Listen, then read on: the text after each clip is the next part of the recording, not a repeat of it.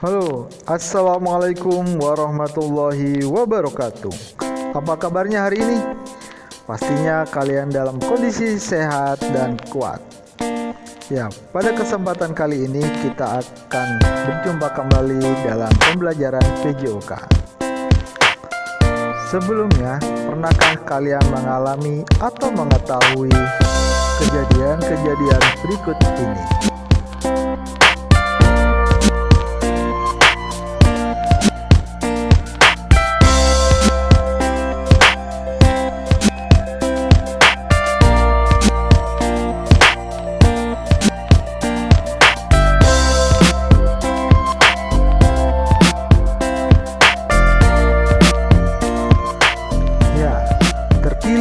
Atau keselir, kram otot, dislokasi, fraktur atau patah tulang, pendarahan, serta pingsan. Itu termasuk dari cedera olahraga. Apa itu cedera olahraga? Cedera olahraga adalah luka pada sistem otot dan rangka tubuh yang disebabkan oleh kegiatan olahraga. Cedera olahraga itu sendiri terjadi karena tanda akut cedera olahraga biasanya direspon tubuh dalam bentuk peradangan.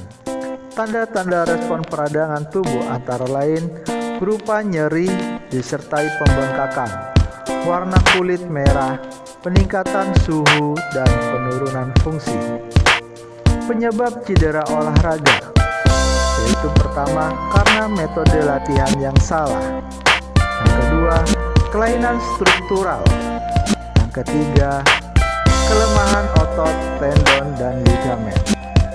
Metode latihan yang salah. Metode yang salah sering timbulkan cedera pada otot dan sendi. Penderita tidak memberikan waktu pemulihan yang cukup setelah berolahraga atau tidak berhenti ketika terasa nyeri, apalagi saat latihan terlalu intensif. Otot akan mengalami tekanan sehingga terjadi cedera. Jadi, saat berlatih dalam berolahraga seharusnya dilakukan secara teratur. Misalkan, hari ini latihan berat, hari berikutnya istirahat atau latihan ringan. Penyebab cedera olahraga selanjutnya yaitu kelainan struktural. Kelainan struktural dapat timbul seseorang lebih peka terhadap cedera olahraga. Hal ini karena adanya tekanan yang tidak semestinya atau jangkauan terjauh dari bagian tubuh tertentu. Misalnya, menginjak pedal sepeda yang terlalu jauh, tingginya langkah kaki terlalu jauh, mendorong terlalu kuat sehingga pinggul dan lutut pada tungkai yang lebih panjang akan mengalami tekanan yang lebih besar, putaran kaki ke dalam setelah menyentuh tanah, pergelangan kaki yang sangat lentur. Penyebab cedera olahraga selanjutnya yaitu kelemahan otot, tendon, dan ligamen. Apa itu otot, tendon, dan ligamen? Pastinya kalian pada saat mempelajari pelajaran IPA, kalian sudah mempelajari mengenai tentang otot, tendon, dan ligamen. Otot adalah jaringan dalam tubuh manusia dan hewan yang berfungsi sebagai alat gerak aktif yang menggerakkan tulang. Otot menyebabkan pergerakan suatu organisme maupun pergerakan dari organ dalam tubuh organisme tersebut. Sedangkan tendon adalah jenis jaringan ikat yang menghubungkan otot dengan tulang. Fungsi tendon adalah untuk mengirim kekuatan antar tulang dan otot. Tendon memudahkan gerak bersama, misalkan berjalan dan berlari. Sedangkan ligamen terbuat dari bahan yang sama seperti tendon. Ligamen hubungkan tulang satu dan tulang lain. Ligamen memiliki fungsi untuk membantu stabilkan sendi dan menyediakan struktur untuk tulang.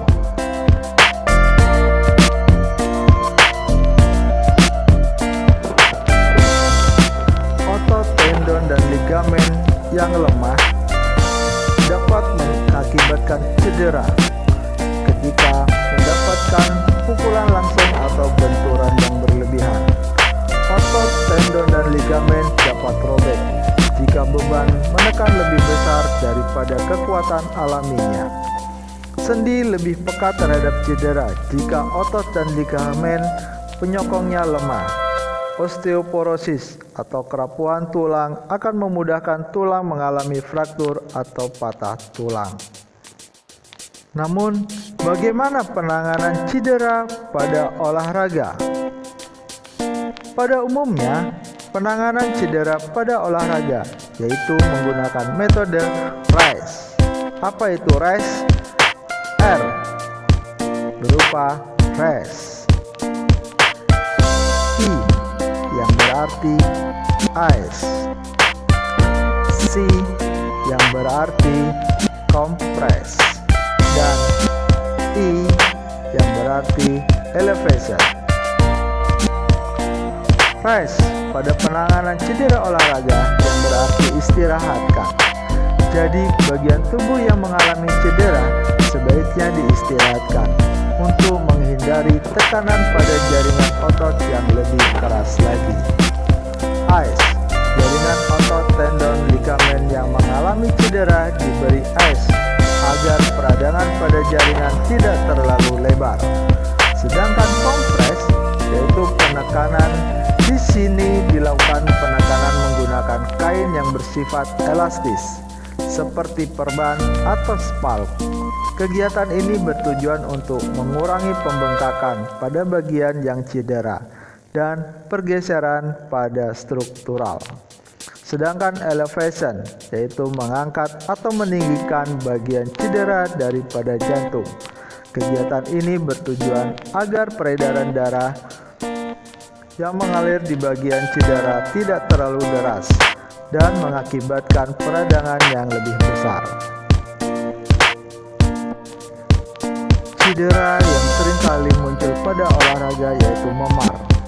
Memar adalah cedera yang disebabkan oleh benturan atau pukulan pada kulit yang mengakibatkan jaringan di bawah permukaan kulit rusak dan pembuluh darah kecil pecah, sehingga darah dan cairan seluler merembes ke jaringan sekitarnya. Hasil dari kejadian itu akan menimbulkan warna kebiru-biruan atau kehitaman di kulit pada daerah tersebut. Rasa nyeri dan pembengkakan biasanya dimulai dari ringan, sedang, sampai berat. Memar dapat terjadi pada daerah kepala, bahu, siku, tangan, dada, perut, dan kaki. Benturan keras yang terjadi di kepala biasanya mengakibatkan memar dan luka sayat. Penanganan cedera memar bisa kalian menggunakan metode RICE. Pertama, kalian istirahatkan, kemudian kalian kompres bagian yang cedera dengan es selama 12-24 jam untuk menghentikan peredaran kapiler.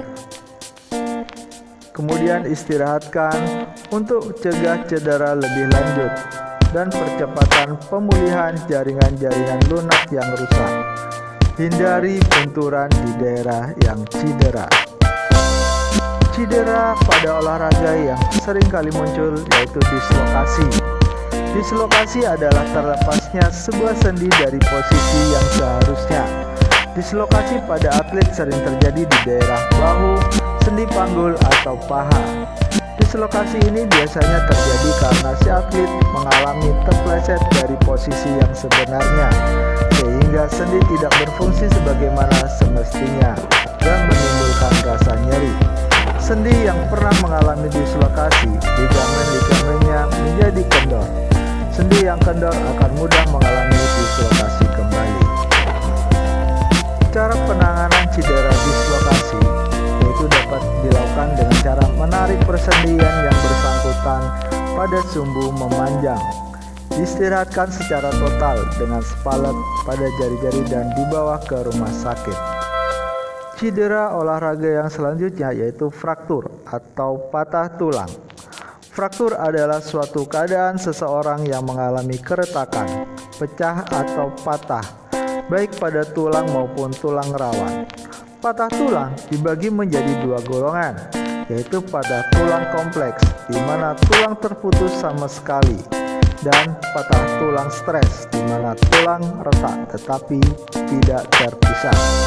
Selain itu, patah tulang juga dibedakan dengan cara patah tulang terbuka dan patah tulang tertutup. Patah tulang terbuka di mana fragmen atau pecahan tulang melukai kulit di atasnya dan tulang keluar.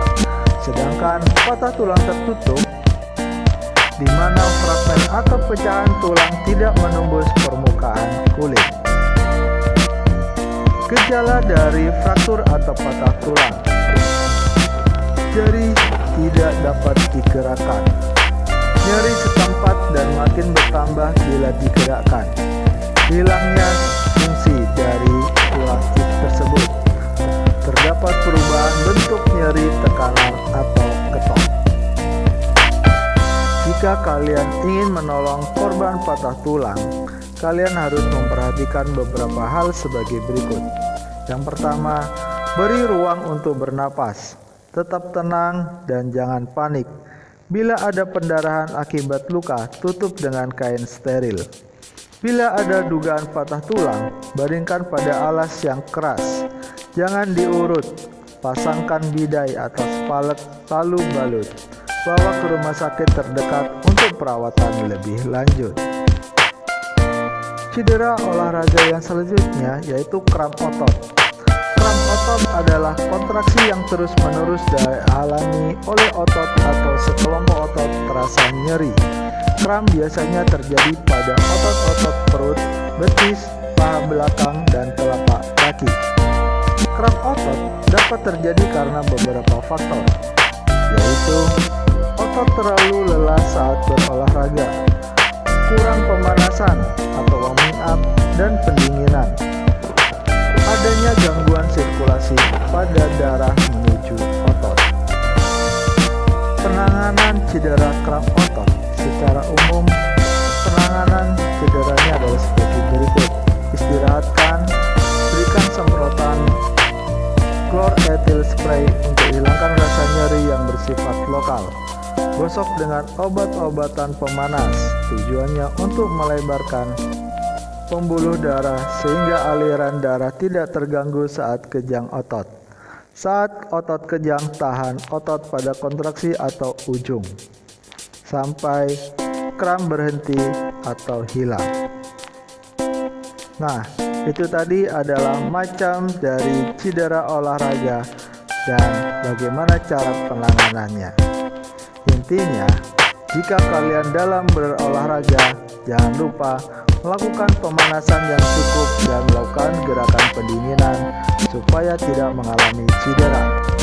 Tetaplah menjaga kesehatan dan selalu mengikuti protokol kesehatan. Wassalamualaikum warahmatullahi wabarakatuh.